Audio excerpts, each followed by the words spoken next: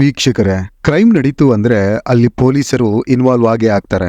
ನಾವು ಕೇಳಿರೋ ಹಾಗೆ ನೋಡಿರೋ ಹಾಗೆ ಎಷ್ಟೋ ಕೇಸ್ಗಳು ಪೊಲೀಸರು ವರ್ಷಾನುಗಟ್ಟಲೆ ತಗೊಂಡು ಸಾಲ್ವ್ ಮಾಡಿರೋದು ಉಂಟು. ಕೆಲವು ನಿಮಿಷಗಳಲ್ಲೂ ಕೂಡ ಸಾಲ್ವ್ ಮಾಡಿರೋದು ಉಂಟು. ಎಲ್ಲ ಡಿಪೆಂಡ್ ಆಗೋದು ಆ ಇನ್ವೆಸ್ಟಿಗೇಷನ್ ಪ್ರೋಸೆಸ್ ನಲ್ಲಿ ಸಿಕ್ಕೋ ಎವಿಡೆನ್ಸಸ್ ಗಳಿಂದ, ಲೀಡ್ಸ್ ಗಳಿಂದ. ಇವತ್ತು ನಾವು ನೋಡಲು ಹೊರಟಿರುವ ಈ ಕೇಸ್ನಲ್ಲಿ ಪೊಲೀಸರ ಬಳಿ ಯಾವ ಎವಿಡೆನ್ಸ್ ಆಗ್ಲಿ, ಲೀಡ್ಸ್ ಗಳಾಗ್ಲಿ ಯಾವುದೊಂದು ಇರಲಿಲ್ಲ. ಆದ್ರೆ ಅವರು ಮಾಡಿದ ಇನ್ವೆಸ್ಟಿಗೇಷನ್ ಕ್ರಿಮಿನಲ್ಸ್ ನ ಭೇದಿಸಿದ ರೀತಿ ಇವತ್ತಿಗೂ ಒಂದು ಎಕ್ಸಾಂಪಲ್ ಆಗಿ ನೋಡಲಾಗುತ್ತೆ. ಹಾಗಿದ್ರೆ ಬನ್ನಿ ತಡ ಮಾಡದೆ ಸ್ಟೋರಿನ ಶುರು ಮಾಡೋಣ. ಮಾಡೋಕ್ಕೂ ಮುಂಚೆ ನೀವು ನಮ್ಮ ಚಾನಲ್ಗೆ ಮೊದಲ ಬಾರಿ ಬಂದಿದ್ರೆ ದಯವಿಟ್ಟು ಸಬ್ಸ್ಕ್ರೈಬ್ ಮಾಡಿಕೊಂಡು ನೋಟಿಫಿಕೇಶನ್ ಬೆಲ್ನ ಪ್ರೆಸ್ ಮಾಡಿ. ಹಾಗೆ ನಿಮ್ಮ ಅಮೂಲ್ಯವಾದ ಅಭಿಪ್ರಾಯಗಳನ್ನ ಕಾಮೆಂಟ್ ಸೆಕ್ಷನ್ ನಲ್ಲಿ ಹಾಕೋದನ್ನ ಮರಿಬೇಡಿ. ಈ ಕತೆ ಶುರುವಾಗುವುದು ಮಹಾರಾಷ್ಟ್ರದ ಮುಂಬೈನಿಂದ. ಅಂದು ಡಿಸೆಂಬರ್ 2, 2019 ದಿನ. ಇದು ಭಾರತದಲ್ಲಿ ಕೋವಿಡ್ ಬರೋಕು 1 ತಿಂಗಳ ಮುಂಚೆ. ಆಗ ಸಂಜೆಯ ಸಮಯ. ಜನಗಳು ಮುಂಬೈನ ಮಹಿಮಾ ಬೀಚ್ ನ ದಡದಲ್ಲಿ ಓಡಾಡ್ತಾ ಕಾಲ ಕಳೆದಿದ್ರು. ಮೀನುಗಾರರು ಮೀನಿಗಾಗಿ ಬಲೆ ಹಾಕಿದ್ರು. ಆ ದಿನ ಸಮುದ್ರ ತಟದಲ್ಲಿ ಬಹಳನೇ ಭೀಕರವಾಗಿ ಗಾಳಿ ಬೀಸ್ತಿತ್ತು. ಅಲೆಗಳ ರಭಸ ಕೂಡ ಜೋರಾಗಿತ್ತು. ಸಡನ್ ಆಗಿ ಸಮುದ್ರದ ಒಂದು ಅಲೆ ಒಂದು ಸೂಟ್ ಕೇಸ್ ನ ತಂದು ಸಮುದ್ರದ ದಡಕ್ಕೆ ಎಸೆದು ವಾಪಸ್ ಹೋಗುತ್ತೆ. ಆ ಸೂಟ್ ಕೇಸ್ ಒಂದು ರೆಗ್ಯುಲರ್ ಆಗಿ ನಾವು ಟ್ರಾವೆಲ್ ಮಾಡುವಾಗ ಯೂಸ್ ಮಾಡೋ ಬ್ಯಾಗ್. ಸಮುದ್ರದ ದಡದಲ್ಲಿ ವಾಕ್ ಮಾಡ್ತಿದ್ದ ಜನಗಳು ಆ ಸೂಟ್ ಕೇಸ್ ಹತ್ತಿರ ಹೋಗಿ ಅದನ್ನ ಓಪನ್ ಮಾಡೋ ಪ್ರಯತ್ನ ಪಡ್ತಾರೆ. ಆದ್ರೆ ಅದರ ಹತ್ತಿರ ಬಹಳನೇ ಕೆಟ್ಟ ವಾಸನೆ ಬರ್ತಿದ್ದರಿಂದ ಯಾರು ಧೈರ್ಯ ಮಾಡಿ ಅದನ್ನ ಓಪನ್ ಮಾಡೋ ಪ್ರಯತ್ನ ಪಡಲ್ಲ. ಅವರುಗಳು ತಕ್ಷಣ ಪೊಲೀಸರಿಗೆ ಫೋನ್ ಮಾಡಿ ವಿಷಯ ತಿಳಿಸ್ತಾರೆ. ಪೊಲೀಸರು ಅಲ್ಲಿಗೆ ಬಂದು ಆ ಸೂಟ್ ಕೇಸ್ ನ ಓಪನ್ ಮಾಡ್ತಾರೆ. ಅದರಲ್ಲಿ ಮನುಷ್ಯನ ಒಂದು ಕಾಲು ಹಾಗೂ ಒಂದು ಕೈ ಇತ್ತು. ಕಂಪ್ಲೀಟ್ ಲೆಫ್ಟ್ ಹ್ಯಾಂಡ್ ಹಾಗೆ ರೈಟ್ ಲೆಗ್. ಅದರ ಜೊತೆಗೆ ಒಂದು ಕಪ್ಪು ಬಣ್ಣದ ಪ್ಲಾಸ್ಟಿಕ್ ಕವರ್ ಕೂಡ ಇತ್ತು. ಅದರಲ್ಲಿ ಒಬ್ಬ ಗಂಡಸಿನ ಕಟ್ ಮಾಡಿದ ಖಾಸಗಿ ಭಾಗಗಳನ್ನ ಇಡಲಾಗಿತ್ತು. ಇದರ ಜೊತೆಗೆ ಆ ಸೂಟ್ ಕೇಸ್ ನಲ್ಲಿ ಕೆಲವೊಂದು ಬಟ್ಟೆಗಳನ್ನ ಇಡಲಾಗಿತ್ತು. 2 ಶರ್ಟ್, ಅದರಲ್ಲಿ ಒಂದು ರೆಡಿಮೇಡ್, ಮತ್ತೊಂದು ಸ್ಟಿಚ್ ಮಾಡಿರೋದು, ಮತ್ತೊಂದು ಪ್ಯಾಂಟ್. ಈ ಬಟ್ಟೆಗಳನ್ನ ಅಲ್ಲಿ ಯಾಕೆ ಇಡಲಾಗಿತ್ತು ಅಂದ್ರೆ ಆ ಕೈ ಮತ್ತು ಕಾಲಿನಿಂದ ಬರ್ತಿದ್ದ ರಕ್ತವನ್ನ ತಡೆಗಟ್ಟಲಿ ಅನ್ನೋ ಕಾರಣಕ್ಕೆ. ನಂತರ ಪೊಲೀಸರು ಸಿಕ್ಕ ವಸ್ತುಗಳನ್ನೆಲ್ಲ ಆ ಸೂಟ್ ಕೇಸ್ ನಲ್ಲೇ ಮತ್ತೆ ಇಟ್ಟು ಸುತ್ತಮುತ್ತ ದೇಹದ ಬೇರೆ ಅಂಗಗಳನ್ನ ಹುಡುಕೋಕೆ ಶುರು ಮಾಡ್ತಾರೆ. ಆದ್ರೆ ಅಲ್ಲಿ ಪೊಲೀಸರಿಗೆ ಬೇರೆ ಏನೂ ಸಿಗಲ್ಲ. ನಂತರ ಆ ಬಾಡಿ ಪಾರ್ಟ್ಸ್ ನ ಹಾಸ್ಪಿಟಲ್ಗೆ ಅನಾಲಿಸಿಸ್ಗಾಗಿ ಕಳಿಸ್ತಾರೆ. ಅಲ್ಲಿ ಆ ಕೈ ಮತ್ತು ಕಾಲಿನ ಪರೀಕ್ಷೆ ಮಾಡ್ತಾರೆ. ಡಾಕ್ಟರ್ಗಳು ಆ ಬಾಡಿ ಪಾರ್ಟ್ಸ್ ಇಂದ ಕೆಲವೊಂದು ಫಿಂಗರ್ ಪ್ರಿಂಟ್ಸ್ ಗಳನ್ನ ಕಲೆಕ್ಟ್ ಮಾಡ್ತಾರೆ. ಜೊತೆಗೆ ಡಾಕ್ಟರ್ಗಳಿಗೆ ಕೈಯಲ್ಲಿ ಒಂದು ಇಂಕ್ ಮಾರ್ಕ್ ಕೂಡ ಸಿಗುತ್ತೆ. ಆ ಇಂಕ್ ಮಾರ್ಕ್ ವೋಟಿಂಗ್ ಟೈಮ್ ನಲ್ಲಿ ಹಾಕೋ ಇಂಕ್ ಮಾರ್ಕ್. ಡಾಕ್ಟರ್ಗಳು ಎಲ್ಲ ಎಕ್ಸಾಮಿನ್ ಮಾಡಿ ಅಲ್ಲಿ ಸಿಕ್ಕ ಫಿಂಗರ್ ಪ್ರಿಂಟ್ಸ್ ಮತ್ತು ಕಂಪ್ಲೀಟ್ ರಿಪೋರ್ಟ್ ನ ಪೊಲೀಸರಿಗೆ ಕೊಡ್ತಾರೆ. ಆದ್ರೆ ನಮ್ಮ ದೇಶದಲ್ಲಿ ಜಸ್ಟ್ ಫಿಂಗರ್ ಪ್ರಿಂಟ್ಸ್ ಇಟ್ಕೊಂಡು ವ್ಯಕ್ತಿ ಯಾರು ಅಂತ ಗುರುತಿಸೋ ವ್ಯವಸ್ಥೆ ಇಲ್ಲ. ಕ್ರಿಮಿನಲ್ ಆಗಿದ್ರೆ ಅವರ ಫಿಂಗರ್ ಪ್ರಿಂಟ್ಸ್ ಡಿಪಾರ್ಟ್ಮೆಂಟ್ ನಲ್ಲಿ ಸೇವ್ ಆಗಿರುತ್ತೆ. ನಂತರ ಪೊಲೀಸರು ಸುತ್ತಮುತ್ತ ಇದ್ದ ಎಲ್ಲಾ CCTV ಫುಟೇಜ್ ನ ಜಾಲಾಡ್ತಾರೆ. ಆದ್ರೆ ಅವರಿಗೆ ಅಲ್ಲಿ ಏನೂ ಸಿಗೋಲ್ಲ.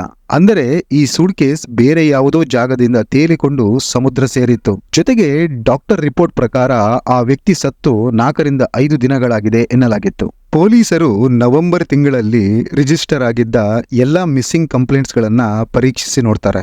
ಆದ್ರೆ ಅಲ್ಲೂ ಎಲ್ಲೂ ಸಿಕ್ಕಂತಹ ದೇಹದ ಭಾಗಕ್ಕೆ ಅನುಗುಣವಾಗಿ ಮ್ಯಾಚ್ ಆಗುವಂತಹ ಡೀಟೇಲ್ಸ್ ಸಿಗಲ್ಲ. ನಂತರ ಈ ಕೇಸ್ನ ಕ್ರೈಮ್ ಬ್ರಾಂಚ್ಗೆ ವರ್ಗಾವಣೆ ಮಾಡಲಾಯಿತು. ಈಗ ಕ್ರೈಮ್ ಬ್ರಾಂಚ್ ತಮ್ಮ ಸ್ಟೈಲ್ ನಲ್ಲಿ ಇನ್ವೆಸ್ಟಿಗೇಷನ್ ಸ್ಟಾರ್ಟ್ ಮಾಡ್ತಾರೆ. ಇವರಿಗೆ ಒಂದು ಸೂಟ್ ಕೇಸ್, ಅದರಲ್ಲಿ ಸಿಕ್ಕ ಬಾಡಿ ಪಾರ್ಟ್ಸ್ ಮತ್ತು ಬಟ್ಟೆಗಳಿಂದ ಕೊಲೆಯಾದವರು ಯಾರು ಮತ್ತು ಯಾರು ಕೊಲೆ ಮಾಡಿದ್ದಾರೆ ಅನ್ನೋದನ್ನ ಪತ್ತೆ ಹಚ್ಚಬೇಕಾಗಿತ್ತು. ಮೊದಲಿಗೆ ಆ ಸೂಟ್ ಕೇಸ್ ಅನ್ನ ನೋಡಲಾಯಿತು. ಅದು ಒಂದು ರೆಗ್ಯುಲರ್ ಸೂಟ್ ಕೇಸ್, ಬಹಳನೇ ಕಡಿಮೆ ಸಿಗುವಂತಹ ರೇರ್ ಸೂಟ್ ಕೇಸ್ ಅಲ್ಲ. ಹೋಗಿ ಅದೇ ಶಾಪ್ ನಲ್ಲಿ ವಿಚಾರಿಸೋಕೆ ಇದೊಂದು ನಾರ್ಮಲ್ ಸೂಟ್ ಕೇಸ್. ನಂತರ ಅದರಲ್ಲಿ ಇದ್ದದ್ದು 2 ಶರ್ಟ್ ಮತ್ತು ಒಂದು ಪ್ಯಾಂಟ್. ಅದರಲ್ಲಿ ಒಂದು ಶರ್ಟ್ ಟೈಲರ್ ಹತ್ತಿರ ಸ್ಟಿಚ್ ಮಾಡಿಸಿರೋದು. ಹಾಗಾಗಿ ಅದರಲ್ಲಿ ಹೊಲಿದವರ ಅಂಗಡಿಯ ಸ್ಟಿಕ್ಕರ್ ಇತ್ತು. ಅದರ ಹೆಸರು ಆಲ್ಮೋ ಮೆನ್ಸ್ ವೇರ್. ಪೊಲೀಸರು ಈ ಅಂಗಡಿಯನ್ನ ಹುಡುಕೋಕೆ ಶುರು ಮಾಡ್ತಾರೆ. ಆಗ ಅವರಿಗೆ ಈ ಶಾಪ್ ಮುಂಬೈನ ಕುರ್ಲಾ ವೆಸ್ಟ್ ನಲ್ಲಿ ಇರೋದು ಅಂತ ತಿಳಿದು ಬರುತ್ತೆ. ತಕ್ಷಣ ಕ್ರೈಮ್ ಬ್ರಾಂಚ್ ನ ಒಂದು ಟೀಮ್ ಆ ಶಾಪ್ ನ ಬಳಿ ಹೋಗ್ತಾರೆ. ನಂತರ ಅಲ್ಲಿ ಟೈಲರ್ಗೆ ಆ ಶರ್ಟ್ ನ ತೋರಿಸ್ತಾರೆ. ಆ ಶರ್ಟ್ ಮೇಲೆ ಇದ್ದ ಸ್ಟಿಕ್ಕರ್ ನೋಡಿದ ತಕ್ಷಣ ಆ ಅಂಗಡಿಯ ಮಾಲೀಕ ಇದು ನಮ್ಮ ಅಂಗಡಿಯಲ್ಲಿ ಸ್ಟಿಚ್ ಆಗಿರೋ ಶರ್ಟ್ ಅಂತ ಕನ್ಫರ್ಮ್ ಮಾಡ್ತಾನೆ. ನಂತರ ಆ ಟೈಲರ್ ತನ್ನ ರಿಜಿಸ್ಟರ್ ನಲ್ಲಿ ಆ ಬಟ್ಟೆಯ ಪೀಸ್ ನ ಮ್ಯಾಚ್ ಮಾಡೋಕೆ ಶುರು ಮಾಡ್ತಾನೆ. ವೀಕ್ಷಕರೇ, ನಾರ್ಮಲ್ ಆಗಿ ನೀವುಗಳು ಶರ್ಟ್ ಸ್ಟಿಚ್ಗೆ ಕೊಟ್ಟಾಗ ಅದರ ಒಂದು ಸಣ್ಣ ಪೀಸ್ ನ ಕಟ್ ಮಾಡಿ ಅವರ ರಿಜಿಸ್ಟರ್ ನಲ್ಲಿ ಪಿನ್ ಮಾಡ್ಕೋತಾರೆ. ಯಾಕೆಂದ್ರೆ ವಾಪಸ್ ತಗೊಳ್ಳುವಾಗ ಈಸಿ ಆಗ್ಲಿ ಅಂತ. ಹಾಗೆ ಈ ರಿಜಿಸ್ಟರ್ ನಲ್ಲೂ ಟೈಲರ್ ಸರ್ಚ್ ಮಾಡಿದಾಗ ಅದರಲ್ಲಿ ಒಂದು ಹೆಸರು ಸಿಗುತ್ತೆ. ಅದು ಬೆನೆಟ್ ರೆಬೋಲೋ ಅನ್ನ ಹೆಸರಲ್ಲಿ ಪಿನ್ ಮಾಡಲಾಗಿತ್ತು. ಆದ್ರೆ ಪೊಲೀಸರಿಗೆ ಅಲ್ಲಿ ಆ ಹೆಸರು ಬಿಟ್ರೆ ಬೇರೆ ಏನೋ ಡಾಟಾ ಸಿಗಲ್ಲ. ಈಗ ಪೊಲೀಸರಿಗೆ ಬೆನೆಟ್ ರೆಬೋಲೋ ಅನ್ನೋ ಹೆಸರಿನ ವ್ಯಕ್ತಿಯನ್ನ ಇಡೀ ಮುಂಬೈನಲ್ಲಿ ಹುಡುಕಬೇಕಿತ್ತು. ಅದು ಜಸ್ಟ್ ಒಂದು ಹೆಸರಿನಿಂದ. ಹೀಗೆ ಥಿಂಕ್ ಮಾಡ್ತಾ ಮಾಡ್ತಾ ಪೊಲೀಸರಿಗೆ ಒಂದು ಐಡಿಯಾ ಬರುತ್ತೆ. ಅದೇನೆಂದ್ರೆ ಈ ಹೆಸರಿನ ವ್ಯಕ್ತಿಯನ್ನ ಎಲ್ಲಾ ಸೋಷಿಯಲ್ ಮೀಡಿಯಾಗಳಲ್ಲಿ ಹುಡುಕೋಣ, ಸಿಕ್ಕಿದ್ರೂ ಸಿಗ್ಬೋದು ಅನ್ಕೊಂಡು ಮೊದಲಿಗೆ ಫೇಸ್ಬುಕ್ನಲ್ಲಿ ಬೆನೆಟ್ನ ಸರ್ಚ್ ಮಾಡ್ತಾರೆ. ಆದ್ರೆ ಅಲ್ಲಿ ಪೊಲೀಸರಿಗೆ 100ಕ್ಕೂ ಅಧಿಕ ಬೆನೆಟ್ ಹೆಸರಿನ ವ್ಯಕ್ತಿಗಳು ಸಿಗ್ತಾರೆ. ಆದ್ರೆ ಪೊಲೀಸರ ಬಳಿಯೂ ಬೇರೆ ಆಪ್ಷನ್ ಇರಲಿಲ್ಲ. ಹಾಗಾಗಿ ಒಂದೊಂದೇ ಪ್ರೊಫೈಲ್ನ ಡೀಟೇಲ್ ಆಗಿ ಚೆಕ್ ಮಾಡೋಕೆ ಶುರು ಮಾಡ್ತಾರೆ. ಅದೃಷ್ಟವಶಾತ್ ಅವರಿಗೆ ಒಂದು ಪ್ರೊಫೈಲ್ ಬೆನೆಟ್ ರೆಬೋಲೋಗೆ ಮ್ಯಾಚ್ ಆಗೋ ಹಾಗೆ ಸಿಮಿಲಾರಿಟೀಸ್ ಕಾಣಿಸುತ್ತೆ. ಆ ಪ್ರೊಫೈಲ್ನಲ್ಲಿದ್ದ ಫೋಟೋಸ್ಗಳಲ್ಲಿ ಕೆಲವೊಂದು ಫೋಟೋದಲ್ಲಿ ಬೆನೆಟ್ ಸ್ಲೀವ್ಲೆಸ್ ಶರ್ಟ್, ಶಾರ್ಟ್ಸ್ ಹಾಕಿರೋ ಫೋಟೋಗಳು ಇತ್ತು. ಅದನ್ನ ಕೇರ್ಫುಲ್ ಆಗಿ ನೋಡೋಕೆ ಶುರು ಮಾಡಿದ ಪೊಲೀಸರು ಅವರಿಗೆ ಸಿಕ್ಕಿದ್ದ ಕೈ ಮತ್ತು ಕಾಲನ್ನ ಆ ಫೋಟೋಗೆ ಮ್ಯಾಚ್ ಮಾಡಿ ನೋಡ್ತಾರೆ. ಕೈಕಾಲುಗಳ ಗಾತ್ರ, ಅದರ ಉದ್ದ, ಅದರ ಬಣ್ಣ ಎಲ್ಲವನ್ನು ಸೂಕ್ಷ್ಮವಾಗಿ ಗಮನಿಸಿದಾಗ ಕೆಲವೊಂದು ಅಂಶಗಳು ಅದರಲ್ಲಿ ಮ್ಯಾಚ್ ಆಗುತ್ತೆ. ನಂತರ ಇನ್ನೂ ಡೀಪ್ ಆಗಿ ಅದರಲ್ಲಿದ್ದ ಎಲ್ಲಾ ಫೋಟೋಗಳನ್ನು ನೋಡಿದಾಗ ಸೂಟ್ ಕೇಸ್ನಲ್ಲಿ ಸಿಕ್ಕಿದ್ದ ಆ ಶರ್ಟ್ನ ಒಂದು ಫೋಟೋದಲ್ಲಿ ಬೆನೆಟ್ ಧರಿಸಿರೋದನ್ನ ಗಮನಿಸ್ತಾರೆ. ಎವಿಡೆನ್ಸ್ ರೂಮಿನಿಂದ ಆ ಶರ್ಟ್ ಅನ್ನು ತರಿಸಿ ಫೋಟೋ ಜೊತೆ ಮ್ಯಾಚ್ ಮಾಡಿ ನೋಡಿದಾಗ ಅದು ಮ್ಯಾಚ್ ಆಗುತ್ತೆ. ಪೊಲೀಸರು ಅನ್ಕೋತಾರೆ, ನಾವು ಹುಡುಕ್ತಿರೋ ವ್ಯಕ್ತಿ ನಮಗೆ ಸಿಕ್ದ ಅಂತ. ಫೇಸ್ಬುಕ್ ನಲ್ಲಿ ಪೊಲೀಸರಿಗೆ ಬೆನೆಟ್ನ ಬಗ್ಗೆ ಬಹಳಷ್ಟು ಇನ್ಫಾರ್ಮೇಶನ್ ಸಿಗುತ್ತೆ. ಆತನ ವೃತ್ತಿ, ಅಡ್ರೆಸ್, ಮೊಬೈಲ್ ನಂಬರ್, ಹೀಗೆ ಬಹಳಷ್ಟು ಡೀಟೇಲ್ಸ್ ಗಳು ಸಿಗುತ್ತೆ. ತಕ್ಷಣ ಪೊಲೀಸರು ಫೋನ್ ನಂಬರ್ಗೆ ಕಾಲ್ ಮಾಡ್ತಾರೆ. ಆದ್ರೆ ಮೊಬೈಲ್ ಸ್ವಿಚ್ ಆಫ್ ಆಗಿತ್ತು.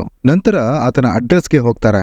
ಆದ್ರೆ ಅಲ್ಲಿ ಮನೆಗೆ ಬೀಗ ಹಾಕಲಾಗಿತ್ತು. ಈಗ ಪೊಲೀಸರು ಅನ್ಕೋತಾರೆ, ಮೊಬೈಲ್ ಸ್ವಿಚ್ ಆಫ್ ಆಗಿದೆ, ಮನೆಗೆ ಬೀಗ ಹಾಕಲಾಗಿದೆ, ಅಂದ್ರೆ ನಮಗೆ ಸಿಕ್ಕ ಆ ಸೂಟ್ ಕೇಸ್ ಬೆನೆಟ್ ರೆಬೋಲೋದೆ ಅಂತ.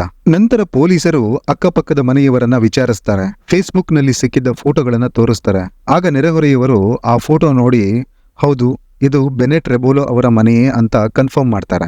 ಆತ ಒಬ್ಬ ಮ್ಯೂಸಿಷಿಯನ್, ಆದ್ರೆ ಕಳೆದ 1 ವಾರದಿಂದ ಅವರ ಮನೆಗೆ ಬೀಗ ಹಾಕಲಾಗಿದೆ ಅಂತಾರೆ. ಮುಂದುವರಿತಾ ಹೇಳ್ತಾರೆ, ಅವರಿಗೆ ಒಬ್ಬಳು ಮಗಳು ಕೂಡ ಇದ್ದಾಳೆ. ಆಕೆಗೆ 18ರಿಂದ 19 ವರ್ಷ ಇರಬೇಕು. ಆಕೆಯ ಹೆಸರು ಆರಾಧ್ಯ ಎಂದು. ಆಕೆ ಕೂಡ 1 ವಾರದಿಂದ ಕಾಣಿಸ್ತಿಲ್ಲ. ಅಪ್ಪ ಮಗಳು ಇಬ್ಬರು 1 ವಾರದಿಂದ ಕಾಣಿಸ್ತಿರ್ಲಿಲ್ಲ. ಈಗ ಪೊಲೀಸರು ಫುಲ್ ಗೊಂದಲಕ್ಕೆ ಒಳಗಾಗ್ತಾರೆ. ಒಂದು ವೇಳೆ ನಾವು ಬೆನೆಟ್ನ ಕೊಲೆಯಾಗಿದೆ ಅಂತ ಅಂದ್ಕೊಂಡ್ರು ಇಲ್ಲಿ ಆತನ ಮಗಳು ಕೂಡ ಕಾಣಿಸ್ತಿಲ್ಲ. ಮನೆಯಲ್ಲಿ ಕೇವಲ ಅಪ್ಪ ಮಗಳು ಮಾತ್ರ ವಾಸಿಸುತ್ತಿದ್ರೆ ಮನೆಗೆ ಬೀಗ ಯಾರು ಹಾಕಿದ್ದಾರೆ? ಕೊಲೆಗಾರರು ಅಪ್ಪ ಮಗಳು ಇಬ್ಬರನ್ನೂ ಕೊಲೆ ಮಾಡಿ ಹೊರಗಿಂದ ಲಾಕ್ ಮಾಡ್ಕೊಂಡು ಹೋಗಿರ್ಬೋದು ಅಂತ ಅಂದ್ಕೊಂಡ ಪೊಲೀಸರು ತಕ್ಷಣ ಮುಂಬೈ ಕೋರ್ಟ್ಗೆ ಓಡಿ ಹೋಗ್ತಾರೆ. ಅಲ್ಲಿಂದ ಸರ್ಚ್ ವಾರೆಂಟ್ ತಗೊಂಡು ಬೆನೆಟ್ನ ಮನೆಗೆ ಬಂದು ಬೀಗ ಹೊಡೆದು ಒಳಗೆ ಪ್ರವೇಶಿಸ್ತಾರೆ. ಇಡೀ ಮನೆಯಲ್ಲಿ ಸರ್ಚ್ ಮಾಡ್ತಾರೆ. ಆದ್ರೆ ಅಲ್ಲಿ ಯಾವುದೇ ಸಸ್ಪಿಷಿಯಸ್ ವಸ್ತುಗಳು ಪೊಲೀಸರಿಗೆ ಸಿಗಲ್ಲ. ಆದ್ರೆ ಅಲ್ಲಿ ಆರಾಧ್ಯಳ ಒಂದು ಡೈರಿ ಇತ್ತು ಮತ್ತು ಅದರಲ್ಲಿ ಒಂದು ಫೋನ್ ನಂಬರ್ ಬರೆಯಲಾಗಿತ್ತು. ಅದನ್ನ ತಗೊಂಡು ಪೊಲೀಸರು ಅಲ್ಲಿಂದ ವಾಪಸ್ ಆಗ್ತಾರೆ. ಆರಾಧ್ಯಳ ಫೋನ್ನ ಕಂಟ್ರೋಲ್ ರೂಮ್ಗೆ ಕೊಟ್ಟು ಟ್ರ್ಯಾಕ್ ಮಾಡೋಕೆ ಹೇಳ್ತಾರೆ. ಆದ್ರೆ ಫೋನ್ ಸ್ವಿಚ್ ಆಫ್ ಆಗಿತ್ತು. ಕೆಲ ಸಮಯದ ನಂತರ ಆ ಫೋನ್ ಆನ್ ಆಗಿ ಘಾಟ್ಕೋಪರ್ ಎಂಬ ಲೊಕೇಶನ್ ತೋರಿಸ್ತಿತ್ತು. ತಕ್ಷಣ ಪೊಲೀಸರು ಅಲ್ಲಿಗೆ ಹೋಗ್ತಾರೆ. ಆರಾಧ್ಯ ಪೊಲೀಸರ ಕೈಗೆ ಸಿಗ್ತಾಳೆ. ಪೊಲೀಸರು ಕೇಳ್ತಾರೆ, ನಿನ್ನ ಹೆಸರು ಆರಾಧ್ಯನಾ? ನೀನು ಬೆನೆಟ್ ರೆಬೋಲರ ಮಗಳ ಅಂತ. ಅದಕ್ಕೆ ಆಕೆ ಹೌದು, ನಾನೇ ಆರಾಧ್ಯ ಅಂತ ಹೇಳ್ತಾಳೆ. ನಂತರ ಪೊಲೀಸರು ನಿನ್ನ ತಂದೆ ಎಲ್ಲಿ ಅಂತ ಕೇಳ್ತಾರೆ. ಅದಕ್ಕೆ ಆಕೆ ಹೇಳ್ತಾಳೆ, ಅವರು ಯಾವುದೋ ಮ್ಯೂಸಿಕ್ ಪ್ರೋಗ್ರಾಮ್ನಿಂದಾಗಿ ದೇಶದಿಂದ ಹೊರಗಡೆ ಹೋಗಿದ್ದಾರೆ. ಹಾಗಾಗಿ ನನಗೆ ಮನೆಯಲ್ಲಿ ಒಬ್ಬಳೇ ಇರೋಕೆ ಭಯ ಆಗುತ್ತೆ ಅಂತ ನನ್ನ ಫ್ರೆಂಡ್ನ ಮನೆಗೆ ಬಂದು ಇದ್ದೀನಿ ಅಂತಾಳೆ. ನಂತರ ಪೊಲೀಸರು ಅವರಿಗೆ ಮನೆಯಲ್ಲಿ ಸಿಕ್ಕಿದ್ದ ಡೈರಿನ ಆಕೆಯ ಕೈಗೆ ಕೊಟ್ಟು ಇದರಲ್ಲಿ ಬರೆದಿರೋದರ ಅರ್ಥ ಏನು ಅಂತ ಹೇಳು ಅಂತ ಕೇಳ್ತಾರೆ. ವೀಕ್ಷಕರೇ, ಯಾವಾಗ ಅವರ ಮನೆಯಲ್ಲಿ ಆ ಡೈರಿ ಸಿಕ್ಕಿತ್ತೋ ಆಗ ಪೊಲೀಸರು ಆ ಡೈರಿನ ಕಂಪ್ಲೀಟ್ ಆಗಿ ಓದ್ತಾರೆ. ಅದು ಆರಾಧ್ಯಳ ಡೈರಿ. ಅದರಲ್ಲಿ ಆಕೆ ಒಂದು ಕಡೆ ಬರ್ದಿರ್ತಾಳೆ, dad, I am sorry, I am really sorry. ನೀವು ನನಗೆ ನಿಮ್ಮ ಮನೆಯಲ್ಲಿ ಉಳಿಯೋಕೆ ಅವಕಾಶ ಕೊಟ್ರಿ, ನನ್ನನ್ನು ನೋಡ್ಕೊಂಡ್ರಿ, ದೊಡ್ಡವಳನ್ನಾಗಿ ಮಾಡಿದ್ರಿ, ಎಲ್ಲವನ್ನೂ ಕೊಟ್ರಿ.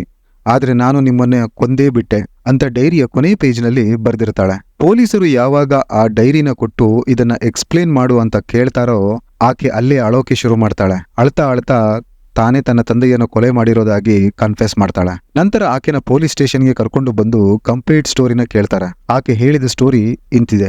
ಬೆನೆಟ್ ರೆಬೋಲೋಗೆ 2 ಮದುವೆ ಆಗಿತ್ತು. ಆದ್ರೆ ಅದು ಬಹಳ ಟೈಮ್ ನಡೀಲಿಲ್ಲ, ಡೈವರ್ಸ್ ಆಗುತ್ತೆ.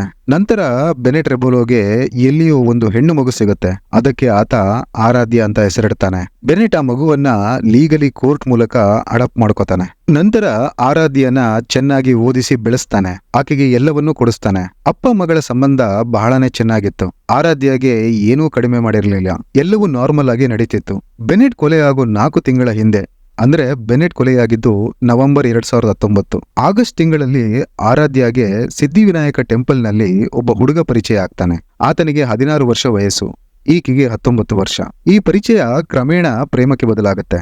ದಿನಾಲು ಫೋನ್ ನಲ್ಲಿ ಮಾತಾಡೋಕೆ ಶುರು ಮಾಡ್ಕೋತಾರೆ. ಹೀಗೆ ಮಾತಾಡ್ತಾ ಆರಾಧ್ಯ ತನ್ನ ಪರ್ಸನಲ್ ಡೀಟೇಲ್ಸ್ ಗಳನ್ನ, ಫ್ಯಾಮಿಲಿ ಸೀಕ್ರೆಟ್ಸ್ ಗಳನ್ನ ಆ ಹುಡುಗನೊಂದಿಗೆ ಶೇರ್ ಮಾಡ್ಕೊಳ್ಳೋಕೆ ಶುರು ಮಾಡ್ಕೊಳ್ತಾಳೆ. ಆಕೆ ಹೇಳ್ತಾಳೆ, ನನ್ನ ತಂದೆ ನನ್ನ ಸ್ವಂತ ತಂದೆಯಲ್ಲ, ನನ್ನನ್ನ ಅಡಾಪ್ಟ್ ಮಾಡ್ಕೊಂಡಿದ್ದಾರೆ. ನನ್ನ ಎಲ್ಲಾ ಖರ್ಚುಗಳನ್ನ ಅವರೇ ನೋಡ್ಕೋತಾರೆ. ಆದ್ರೆ ಅವರಿಂದ ನನಗೆ ಒಂದು ಸಮಸ್ಯೆ ಇದೆ. ಆತ ಆಗಾಗ ನನ್ನ ಲೈಂಗಿಕವಾಗಿ ಬಳಸ್ಕೋತಾನೆ ಅಂತಾಳೆ. ಇಷ್ಟು ಕೇಳ್ತಿದ್ದಂತೆ ಆ ಹುಡುಗ ಕೋಪಗೊಂಡು, ಆತ ನಿನಗೆ ಇಷ್ಟೊಂದು ಹಿಂಸೆ ಕೊಡ್ತಿದ್ದಾನೆ ಅಂದ್ರೆ ನಾನು ಅವನನ್ನ ಬದುಕಲು ಬಿಡೋದಿಲ್ಲ ಅಂತಾನೆ. ಆರಾಧ್ಯ ಪೊಲೀಸರಿಗೆ ಹೇಳ್ತಾಳೆ, ಆತನೊಂದಿಗೆ ದಿನಾಲೂ ಫೋನ್ನಲ್ಲಿ ಮಾತಾಡ್ತಾ ನನಗೂ ನನ್ನ ತಂದೆ ಮೇಲೆ ಬಹಳನೇ ಕೋಪ ಬರೋಕೆ ಶುರುವಾಗಿತ್ತು. ನನಗೆ ಗೊತ್ತು ನಾನು ಪೊಲೀಸ್ ಸ್ಟೇಷನ್ಗೆ ಹೋಗ್ಬೋದಿತ್ತು, ಆದ್ರೆ ಆ ಮೂಮೆಂಟ್ನಲ್ಲಿ ನಾನು ಏನೂ ಯೋಚನೆ ಮಾಡಲಿಲ್ಲ ಅಂತಾಳೆ. ನವೆಂಬರ್ 23, 2019ಕ್ಕೆ ಆರಾಧ್ಯ ಹಾಗೂ ಆ ಹುಡುಗ ಬೆನೆಟ್ನ ಕೊಲೆ ಮಾಡೋದಾಗಿ ಡಿಸೈಡ್ ಮಾಡ್ಕೋತಾರೆ. ನಂತರ ನವೆಂಬರ್ 26ಕ್ಕೆ ಆರಾಧ್ಯಳ ಬಾಯ್ ಫ್ರೆಂಡ್ ಆಕೆಯ ಮನೆಗೆ ಬರ್ತಾನೆ. ಅಂದು ಆರಾಧ್ಯ ಮನೆಯಲ್ಲೇ ಇದ್ಲು, ಆದ್ರೆ ತಂದೆ ಬೆನೆಟ್ ಮನೆಯಲ್ಲಿರಲಿಲ್ಲ.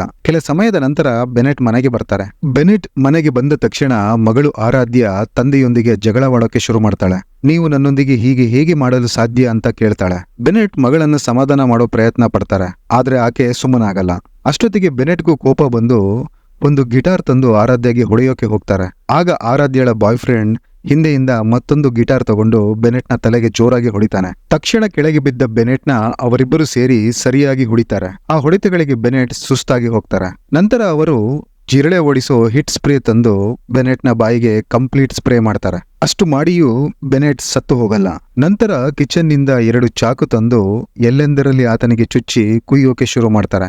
ಸ್ವಲ್ಪ ಹೊತ್ತು ಉಸಿರಾಡ್ತಿದ್ದ ಬೆನೆಟ್ ತನ್ನ ಕೊನೆ ಉಸಿರನ್ನ ಮುಗಿಸ್ತಾನೆ. ನಂತರ ಆತನ ಬಾಡಿನ ಬಾತ್ರೂಮ್ಗೆ ತಗೊಂಡೋಗ್ತಾರೆ. ಅಲ್ಲೇ ಹೋಲ್ ನೈಟ್ ಬಾಡಿನ ಬಿಡ್ತಾರೆ. ಯಾಕೆಂದ್ರೆ ಕಂಪ್ಲೀಟ್ ಬಾಡಿಯಿಂದ ಬ್ಲಡ್ ಹೋಗ್ಲಿ, ಅದಾದ ಮೇಲೆ ಬಾಡಿನ ಡಿಸ್ಪೋಸ್ ಮಾಡೋದು ಸುಲಭ ಅಂತ. ಹೀಗೆ ರಾತ್ರಿ ಎಲ್ಲ ಕಳೆದು ನೆಕ್ಸ್ಟ್ ಡೇ ಮಾರ್ನಿಂಗ್ ಇಬ್ಬರು ಮಾರ್ಕೆಟ್ಗೆ ಹೋಗಿ 3 ಸೂಟ್ ಕೇಸ್ ಖರೀದಿ ಮಾಡ್ತಾರೆ. ಶಾರ್ಪ್ ಚಾಕುಗಳನ್ನ ಖರೀದಿಸ್ತಾರೆ. ಹಾಗೆ ಪ್ಲಾಸ್ಟಿಕ್ ಬ್ಯಾಗ್ಗಳನ್ನ ತಗೊಂಡು ಮನೆಗೆ ಬರ್ತಾರೆ. ಇದಾದ ನಂತರ ಬಾತ್ರೂಮ್ಗೆ ಹೋಗಿ ಬಾಡಿನ ಕಟ್ ಮಾಡೋಕೆ ಶುರು ಮಾಡ್ತಾರೆ. ಆದ್ರೆ ಬಾಡಿನ ಕಟ್ ಮಾಡೋದು ಅಷ್ಟು ಸುಲಭ ಇರಲಿಲ್ಲ. ಹಾಗಾಗಿ ತಂದಿದ್ದಂತಹ ಚಾಕುವನ್ನ ಬಿಸಿ ಮಾಡಿ ನಂತರ ಕಟ್ ಮಾಡೋಕೆ ಶುರು ಮಾಡ್ತಾರೆ. ಒಂದು ಕಡೆ ಆ ಹುಡುಗ ಬಾಡಿನ ಕಟ್ ಮಾಡ್ತಿದ್ರೆ ಆರಾಧ್ಯ ಅದನ್ನ ಕವರ್ಗೆ ತುಂಬ್ತಿರ್ತಾಳೆ. ಕೈ ಕಾಲು ಹಾಗೂ ಖಾಸಗಿ ಭಾಗವನ್ನ ಒಂದು ಸೂಟ್ ಕೇಸ್ಗೆ ಹಾಕಿ ಉಳಿದಿದ್ದನ್ನ 2 ಸೂಟ್ ಕೇಸ್ಗೆ ಹಾಕ್ತಾರೆ. ರಕ್ತ ಹೊರಬರಬಾರ್ದು ಅಂತ ಬೆನೆಟ್ನ ಬಟ್ಟೆಗಳನ್ನ ಅದಕ್ಕೆ ಒತ್ತಿ ಹಿಡಿತಾರೆ. ನಂತರ ಅದೇ ರಾತ್ರಿ ಹತ್ತಿರವಿದ್ದ ನದಿಗೆ ತಂದು ಆ ಸೂಟ್ ಕೇಸ್ಗಳನ್ನ ಎಸಿತಾರೆ. ಅದರಲ್ಲಿ ಒಂದು ಸೂಟ್ ಕೇಸ್ ನದಿ ಮೂಲಕ ಸಮುದ್ರ ಸೇರಿ ಪೊಲೀಸರಿಗೆ ಸಿಕ್ಕಿತ್ತು. ಸ್ಟೋರಿ ಕೇಳಿದ ಮೇಲೆ ಆರಾಧ್ಯಳನ್ನ ಅರೆಸ್ಟ್ ಮಾಡಲಾಯಿತು. ಆಕೆಯ ಬಾಯ್ ಫ್ರೆಂಡ್ ಅನ್ನು ಕೂಡ ಅರೆಸ್ಟ್ ಮಾಡ್ತಾರೆ ಪೊಲೀಸರು. ಆ ಹುಡುಗನಿಗೆ 16 ವರ್ಷ. ಹಾಗಾಗಿ ಆತನನ್ನ ಬಾಲಾಪರಾಧಿ ಕಾರಾಗೃಹಕ್ಕೆ ಕಳಿಸಲಾಯಿತು. ಆಕೆಗೆ 19 ವರ್ಷ ಆದ್ದರಿಂದ ಆಕೆಯ ಮೇಲೆ ಕೋರ್ಟ್ನಲ್ಲಿ ಟ್ರಯಲ್ ಸ್ಟಾರ್ಟ್ ಆಗುತ್ತೆ. ಸಾಕ್ಷಿಯನ್ನ ಮುಚ್ಚಿ ಹಾಕಲು ಉಪಯೋಗಿಸಿದ್ದ ಒಂದು ಶರ್ಟ್ನಿಂದ ಪೊಲೀಸರು ಬಹಳ ಇಂಟೆಲಿಜೆಂಟ್ ಆಗಿ ಈ ಕೇಸ್ನ ಸಾಲ್ವ್ ಮಾಡಿದ್ರು. ಹಾಗಾಗಿ ಇದೊಂದು rarest of the rarest cases. ಸ್ಟೋರಿನ ಇಲ್ಲಿಗೆ ಎಂಡ್ ಮಾಡೋಣ. ಸಿಗ್ತೀನಿ ಮುಂದಿನ ಎಪಿಸೋಡ್ನಲ್ಲಿ. Till then, take care.